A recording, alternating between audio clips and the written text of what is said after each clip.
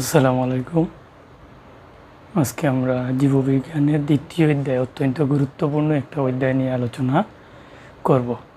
এই অধ্যায় থেকে প্রতি বছর একটা সৃজনশীল পরীক্ষায় থাকে, তাই আমরা অধ্যায়টি অনেক বড় ভেবে অনেকে পড়ি না, বা দেখতে তো বইয়ের সৃষ্টি হয় অনেক বড় অধ্যায়।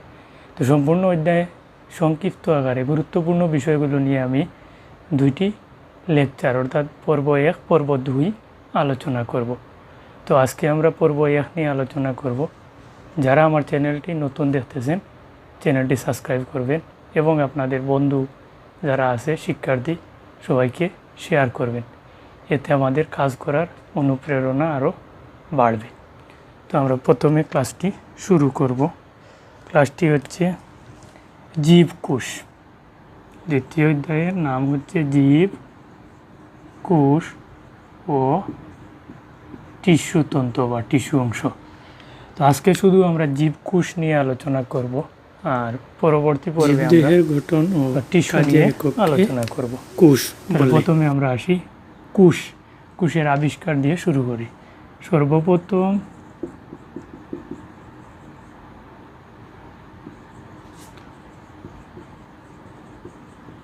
বিজ্ঞানী রবার্ট হুক 1665 সালে কোষ আবিষ্কার করেন।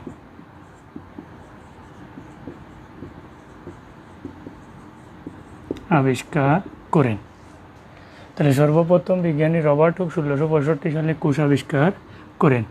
কোষ বা সেল, কোষের অপর নাম হচ্ছে সেল।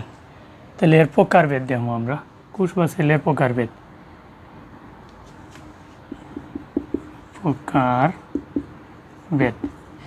কোষকে প্রকৃতির উপর ভিত্তি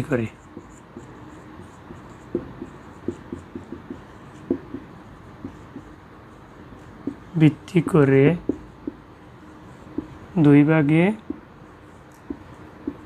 ভাগ করা হয়,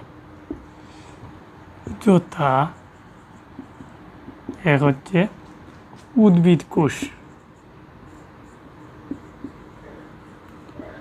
আর প্রাণী কোষ। প্রকৃতির উপর ভিত্তি করে। আবার নিউক্লিয়াসের উপর ভিত্তি করে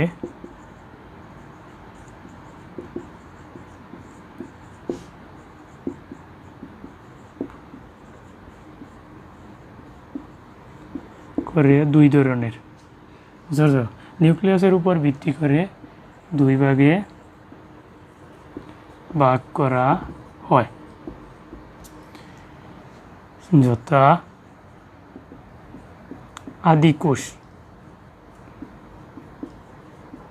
আদিকোষের অপর নাম হচ্ছে ইউক্যারিওটিক সেল।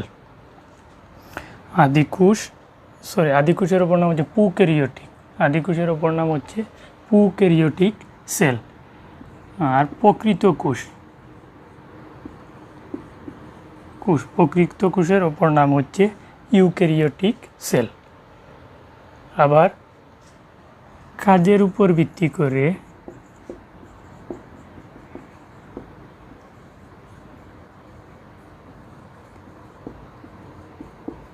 কোষ দুই ধরনের। কাজের উপর ভিত্তি করে কোষ দুই ধরনের, যথা দেহকোষ। দেহকোষ এর অপর নাম হচ্ছে সোমাটিক সেল।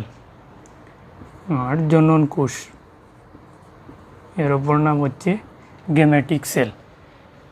তাহলে দেহকোষ বা সোমাটিক সেল, জনন কোষ বা গেমেটিক সেল।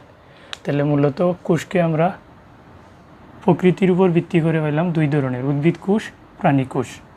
নিউক্লিয়াসের উপর ভিত্তি করে আবার দুই ধরনের, আদিকোষ, প্রকৃত কোষ। তো আদিকোষের অপর নাম হচ্ছে প্রোক্যারিওটিক, প্রকৃত কোষের অপর নাম হচ্ছে ইউক্যারিওটিক। কাজের উপর ভিত্তি করে কোষ আবার দুই ধরনের, দেহকোষ বা সোমাটিক সেল, জনন কোষ বা গেমেটিক সেল। এটা হচ্ছে কোষের প্রকারভেদ।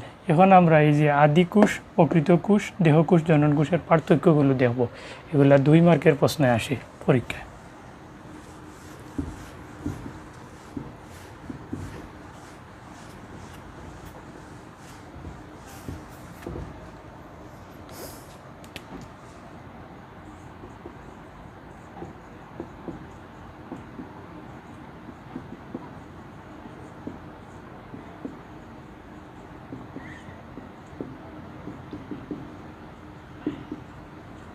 আদি কোষ ও প্রকৃত কোষের পার্থক্য।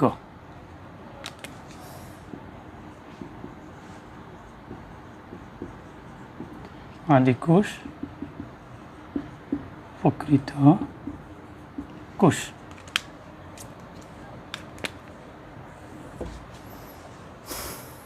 তাহলে 1 নাম্বার হবে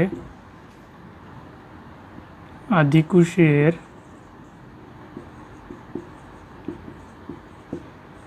নিউক্লিয়াস সুগঠিত নয়। নিউক্লিয়াস, আদি কোষের নিউক্লিয়াস সুগঠিত নয়। আর প্রকৃত কোষের নিউক্লিয়াস সুগঠিত। প্রকৃত কোষের নিউক্লিয়াস সুগঠিত। এটা হচ্ছে 1 নম্বর পার্থক্য। 2 নম্বর পার্থক্য হচ্ছে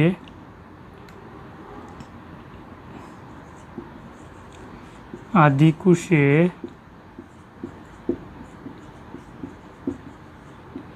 নিউক্লিয়ার পর্দা থাকে না।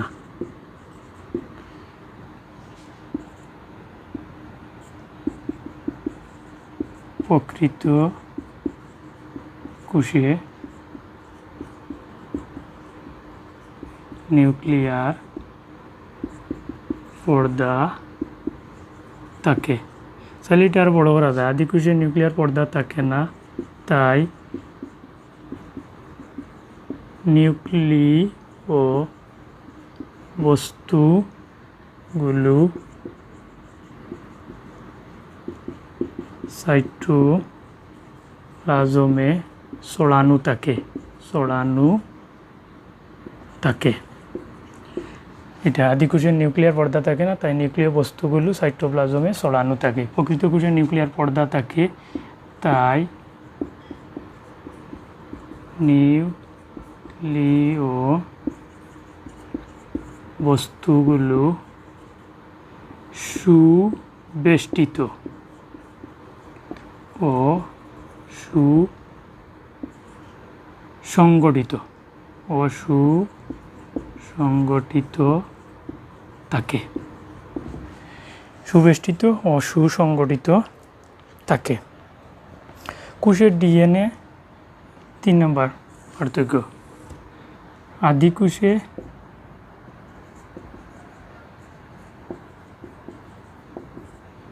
ডিএনএ ও রাইবোজোম থাকে, আর কোনো অঙ্গাণু থাকে না। আদি কোষে ডিএনএ ও রাইবোজোম থাকে, অন্য কোনো অঙ্গাণু থাকে না। প্রকৃত কোষে সকল অঙ্গাণু উপস্থিত থাকে। প্রকৃত কোষের নিউক্লিয়াসে সকল অঙ্গাণু উপস্থিত থাকে। এই হলো 3টা উদাহরণ।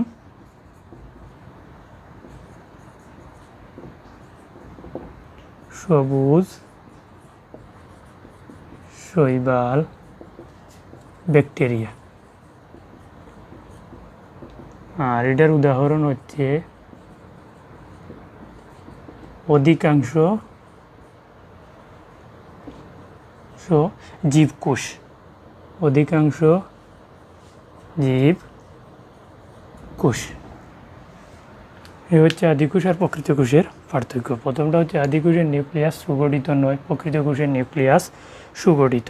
নিউক্লিয়াসে কোনো পর্দা থাকে না, আদিকোষের নিউক্লিয়ার পর্দা থাকে না, তাই নিউক্লিয় বস্তুগুলো সাইটোপ্লাজমে ছড়ানো থাকে। প্রকৃত কোষের নিউক্লিয়ার পর্দা থাকে, তাই নিউক্লিয় বস্তুগুলো সুবেষ্টিত ও সুসংগঠিত থাকে। আদিকোষে শুধু ডিএনএ ও রাইবোজোম থাকে, অন্য কোনো অঙ্গাণু থাকে না। প্রকৃত কোষের নিউক্লিয়ার সকল অঙ্গাণু উপস্থিত থাকে। উদাহরণ সবুজ শৈবাল, ব্যাকটেরিয়া। উদাহরণ অধিকাংশ জীবকোষ। এবার আমরা দেখব দেহকোষ ও জনন কোষের মধ্যে পার্থক্য। এগুলো 2 মার্কের প্রশ্ন থাকে, তাই 3টা পার্থক্য দিলেই চলবে। আর হচ্ছে দেহকোষ ও জনন কোষের পার্থক্য। জনন কোষ প্রায় সময় পরীক্ষায় দেহকোষ জনন কোষ না আসে সোমাটিক সেল ও গ্যামেটিক সেল, তাই এগুলার সাথে সাথে অন্য নামগুলো শেখা উত্তম। দেহকোষ এবং জনন কোষ। এবার দেহকোষ এবং জনন কোষের পার্থক্যের বেলায় 1 নম্বর এটা হচ্ছে দেহ গঠনে অংশগ্রহণ করে। দেহ গঠনে অংশগ্রহণ করে। আর এটা জনন কাজে অংশগ্রহণ করে। জনন কাজে অংশগ্রহণ করে, এই 1 নম্বর। দ্বিতীয় পার্থক্য হচ্ছে মাইটোটিক ও এমাইটোটিক প্রক্রিয়া বিভাজিত হয়। মাইটোটিক ও এমাইটোটিক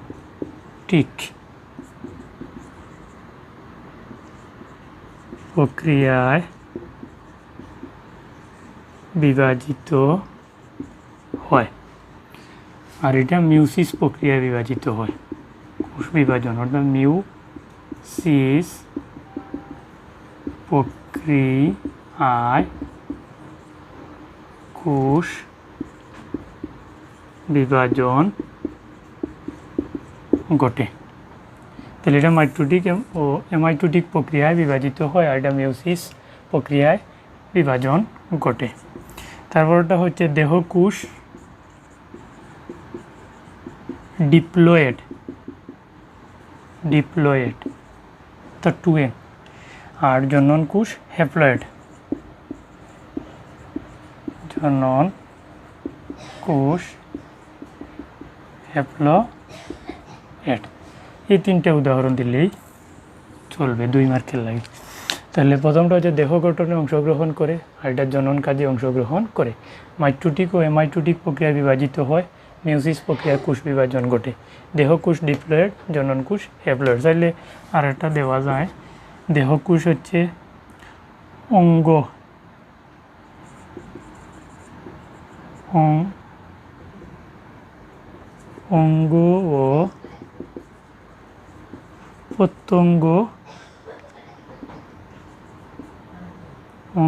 ও প্রত্যঙ্গ গঠন করে। আর এটা দিতে পারে জাইগোট সৃষ্টির মাধ্যমে নবজীবনের সূচনা করে। জাইগোট সৃষ্টির মাধ্যমে নবজীবনের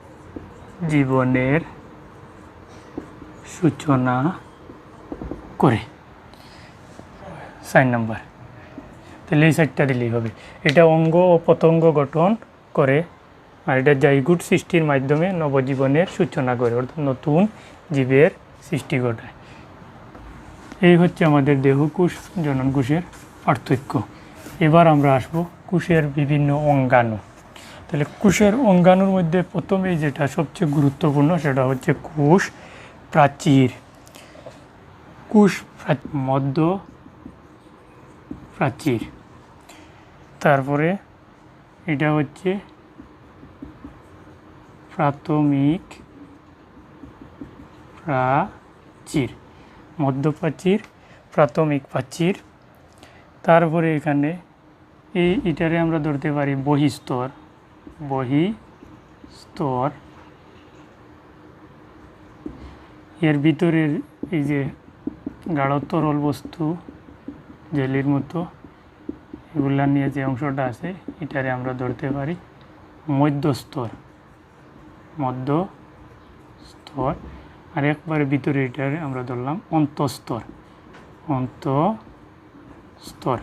তাহলে এই বহিস্তর, মধ্যস্তর, অন্তঃস্তর তিনটাকে একত্রে বলা হয় গৌণ প্রাচীর। তিনটিকে একত্রে বলা হয় গৌণ প্রাচীর। বহিস্তর, মধ্যস্তর, অন্তঃস্তর একত্রে বলা হয় গৌণ প্রাচীর। তাহলে এটা হচ্ছে একটি কোষ প্রাচীর। কোষ প্রাচীরের প্রস্থচ্ছেদ। এবার আমরা পড়ব এর বর্ণনা। তাহলে বর্ণনার বেলায় প্রথমে আমরা দেখব গঠন। কোষ প্রাচীরের বর্ণনা এটা সংক্ষিপ্ত আকারে শুরু করলেই চলে। জড় ও শক্ত যে প্রাচীর দিয়ে উদ্ভিদ কোষ পরিবেষ্টিত তাকে কোষ প্রাচীর বলে। জড় ও শক্ত যে প্রাচীর দিয়ে উদ্ভিদ কোষ পরিবেষ্টিত থাকে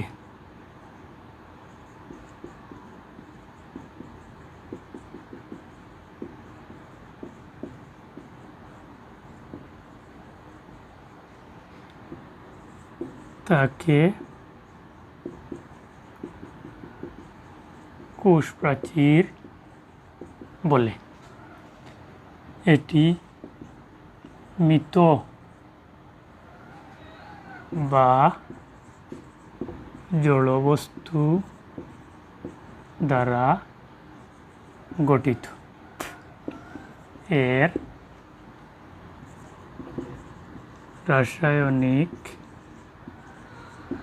গঠন বেশ জটিল। এটি সেলুলোজ,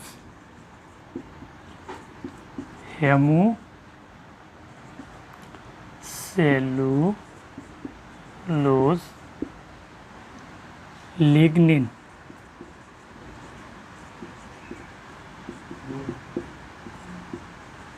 পেকটিন ও সুবেরিন দিয়ে গঠিত। প্রাথমিক প্রাচীর এক স্তর বিশিষ্ট। প্রাথমিক যে প্রাচীরটা থাকে এখানে এটা এক স্তর বিশিষ্ট। আর এই প্রাথমিক প্রাচীর থেকে গৌণ প্রাচীরের সৃষ্টি হয়। প্রাথমিক প্রাচীর এক স্তর বিশিষ্ট। প্রাথমিক প্রাচীর থেকে গৌণ প্রাচীর সৃষ্টি হয়। এতটুকুই গঠন দিলেই চলবে, আর বেশি দেওয়ার দরকার নেই। জড় ও শক্ত যে প্রাচীর দিয়ে উদ্ভিদ কোষ পরিবেষ্টিত তাকে কোষ প্রাচীর বলে। এটি মৃত বা জড়বস্তু দ্বারা গঠিত।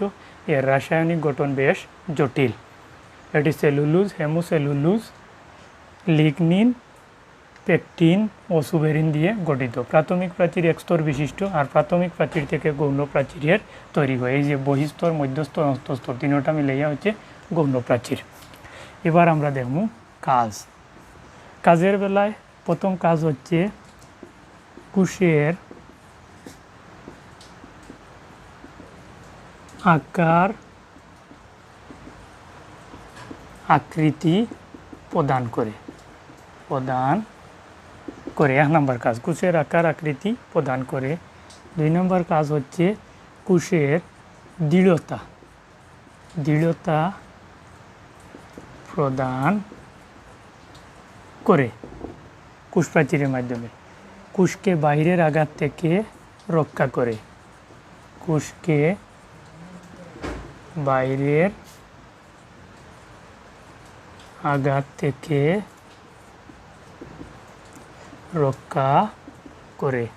আর 4 নম্বর বৈশিষ্ট্যটা হবে পানি ও খনিজ লবণ চলাচল নিয়ন্ত্রণ করে। পানি ও খনিজ লবণ চলাচল নিয়ন্ত্রণ করে।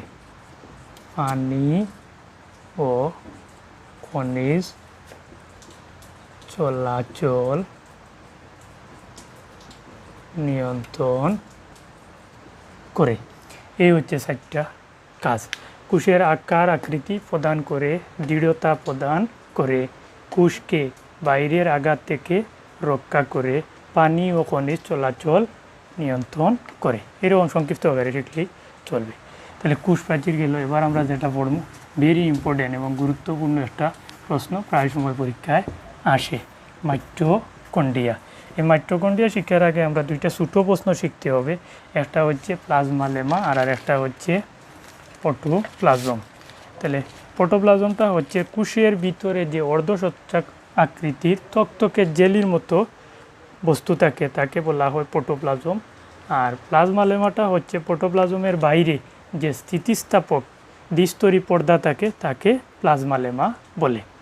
এই 2টা বইয়ে তো আছে, এমনিতে দেখলে পারবেন। প্লাজমা লেমাটা হচ্ছে প্রোটোপ্লাজমের বাইরে যে স্থিতিস্থাপক দ্বিস্তরী পর্দা থাকে তাকে প্লাজমা লেমা বা কোষঝিল্লি বলে। আর প্রোটোপ্লাজম হচ্ছে কোষের ভিতরে যে তক্তকে তক্তকে জেলির মতো বস্তু থাকে তাকে প্রোটোপ্লাজম বলে। এবার আমরা দেখব মাইটোকন্ড্রিয়া। ভেরি ইম্পর্টেন্ট, পরীক্ষার সময় প্রায় থাকে।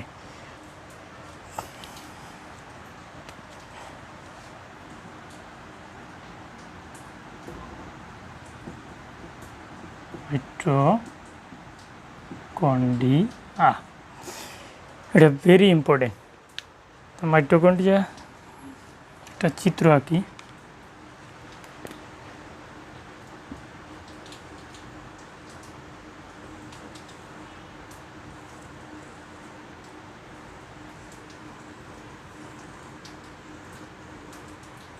কিছুটা হলেও বুঝলে চলবে চিত্র যেমন সুন্দর হন। এটা হচ্ছে একটি মাইটোকন্ড্রিয়া। এখানে আমরা দেখতে পাচ্ছি যে এটার স্তর হচ্ছে 2 স্তর। তাহলে আমরা লিখতে পারি যে এর প্রাচীর হচ্ছে দ্বিস্তরী। এটা একটা প্রাচীর আর ওটা একটা প্রাচীর। তাহলে 2টা প্রাচীর একত্রে করলে এটা দ্বিস্তরী প্রাচীর দ্বারা আবৃত। এর বাইরের প্রাচীরটি মসৃণ, কিন্তু ভিতরের প্রাচীরটি ভিতরের দিকে বাজ হয়ে আছে। এই বাজ হওয়া অংশকে বলা হয় ক্রিস্টি। এই বাজ হওয়া অংশের নাম হচ্ছে ক্রিস্টি। আর ক্রিস্টির গায়ে খেয়াল করলে দেখা যায় এই ছোটো ছোটো এরকম গোলাকার বৃন্তযুক্ত বস্তু আছে। এই গোলাকার বৃন্তযুক্ত বস্তুগুলোকে বলা হয় অক্সিসোম। এই গোলাকার বৃন্তযুক্ত বস্তুগুলোর নাম হচ্ছে অক্সিসোম। এছাড়া মাইটোকন্ড্রিয়ার ভিতরে কিছু তরল বস্তু পাওয়া যায়, তরল বস্তু জেলির মতো। এই তরল বস্তুগুলা হচ্ছে ম্যাট্রিক্স। এই তরল বস্তুগুলা হচ্ছে ম্যাট্রিক্স। ম্যাট্রিক্সের মধ্যে বিভিন্ন উৎসেচক সাজানো থাকে। উৎসেচক কি? উৎসেচক হচ্ছে এনজাইম, যারা বিক্রিয়ায় সাহায্য করে। তাহলে ম্যাট্রিক্স পাওয়া যায়। এই হলো মাইটোকন্ড্রিয়ার গঠন। তাহলে এটা মুখস্থর কিছু নাই। প্রথমত আমরা চিত্র দেখতাম পারলাম যে মাইটোকন্ড্রিয়া এখানে প্রাচীর আছে দ্বিস্তরী পর্দা বা মেমব্রেন। আবার এর বাইরের প্রাচীরটি মসৃণ, ভিতরের প্রাচীরটি ভিতরের দিকে বাজ হয়ে আছে। এই বাজ হওয়া অংশের নাম হচ্ছে ক্রিস্টি। আর ক্রিস্টির গায়ে বৃন্তযুক্ত গোলাকার বস্তু আছে, এদেরকে বলা হয় অক্সিসোম। আর অক্সিসোম ছাড়াও মাইটোকন্ড্রিয়া কিছু তরল বস্তু পাওয়া যায়, এদেরকে বলা হয় ম্যাট্রিক্স। এবার আমরা গঠনটা খুব সংক্ষিপ্ত আকারে লিখব। প্রথমে আসবো মাইটোকন্ড্রিয়াকে আবিষ্কার করলেন বিজ্ঞানী বেন্ডা 1898 সালে সর্বপ্রথম মাইটোকন্ড্রিয়া আবিষ্কার করেন। বিজ্ঞানী বেন্ডা 1898 সালে মাইটোকন্ড্রিয়া আবিষ্কার করেন। তারপরে দিতে পারি আমরা এখানে 1 2 না দিয়ে আমরা ওইরকম তীর চিহ্ন দিয়ে দিলে ভালো হয়, কারণ এটা একটা বৈশিষ্ট্য আকারে দিলেও হবে আর পেসেজ আকারে দিলেও হবে। তারপরে বিজ্ঞানী বেন্ডা 1898 সালে মাইটোকন্ড্রিয়া আবিষ্কার করেন। এটি দ্বি-স্তরী পর্দা দ্বারা আবৃত। তারপরেরটা আমরা দিতে পারি বাইরের পর্দাটি মসৃণ এবং ভিতরের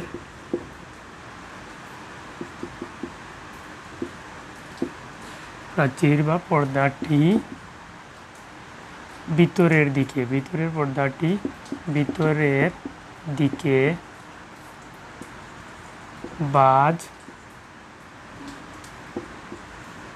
হয়ে থাকে, একে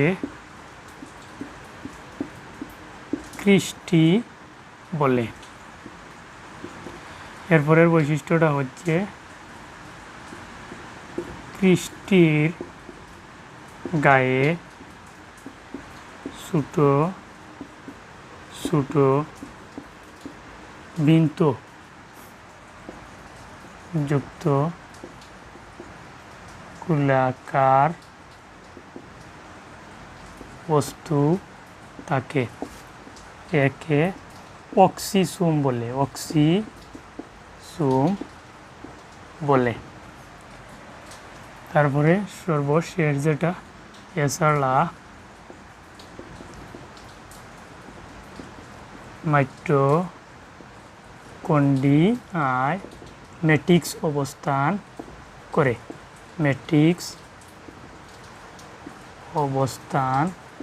এটা হচ্ছে মাইটোকন্ড্রিয়ার গঠন। আর দেওয়ার কোনো দরকারই নেই, এতটুকু দিলেই এনাফ। প্রথমে বিজ্ঞানী বেন্ডা 1898 সালে মাইটোকন্ড্রিয়া আবিষ্কার করেন। এটি দ্বিস্তরী পর্দা দ্বারা আবৃত। বাইরের পর্দাটি মসৃণ এবং ভিতরের পর্দাটি ভিতরের দিকে বাজ হয়ে থাকে, একে কৃষ্টি বলে। এই যে বাজ হওয়া অংশগুলো এটা হচ্ছে কৃষ্টি। আর কৃষ্টির গায়ে ছোটো ছোটো বৃন্তযুক্ত গোলাকার বস্তু থাকে, একে অক্সিজোম বলে। এই যে গোল বস্তু এগুলা অক্সিজোম। আর অক্সিজোম ছাড়াও যে তরল বস্তুটা থাকে এটার নাম হচ্ছে ম্যাট্রিক্স। এটা হচ্ছে মাইটোকন্ড্রিয়ার গঠন। এবার আমরা মাইটোকন্ড্রিয়ার কাজ দেব। কাজ কিন্তু খুব গুরুত্বপূর্ণ, কারণ মাইটোকন্ড্রিয়ার প্রধান কাজই হচ্ছে আমাদের শ্বাস প্রশ্বাসে সাহায্য করা, তার মানে শ্বাসনিক অঙ্গাণু এটা। তাহলে কাজের বেলায় দিমু কাজ, মাইটোকন্ড্রিয়ার কাজ জীবের শ্বসন কার্যে সাহায্য করা মাইটোকন্ড্রিয়ার প্রধান কাজ। জীবের শ্বসন কাজে সাহায্য করা মাইটোকন্ড্রিয়ার প্রধান কাজ। শ্বসন ক্রিয়ার ধাপ আমরা জানি 4টি। শ্বসন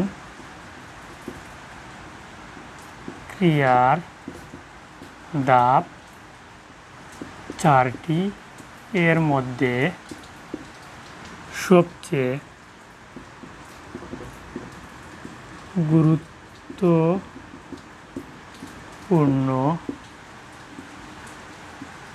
দ্বিতীয় ধাপ কেপস চক্র।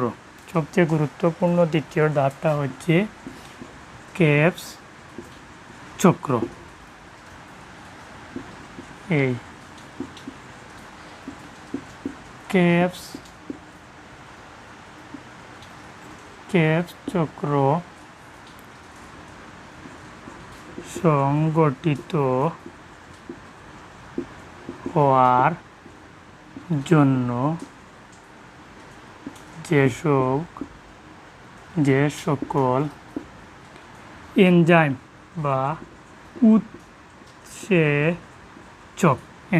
উৎসেচক প্রয়োজন তা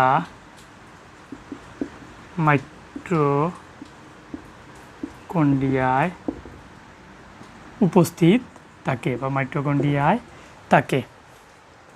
ক্রেবস চক্রে সর্বাধিক শক্তি উৎপন্ন হয়। ক্রেবস চক্রে উৎসেচক প্রয়োজন তা মাইটোকন্ড্রিয়ায় থাকে এবং ক্রেবস চক্রে সকল বিক্রিয়া সম্পন্ন করে। ক্রেবস চক্রে সর্বাধিক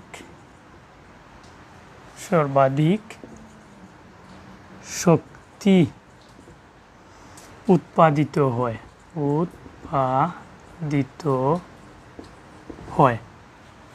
তাই ক্রেবস চক্রে সর্বাধিক শক্তি উৎপাদিত হয় তাই মাইটোকন্ড্রিয়াকে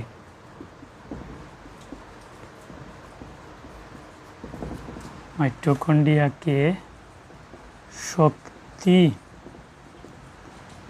উৎপাদন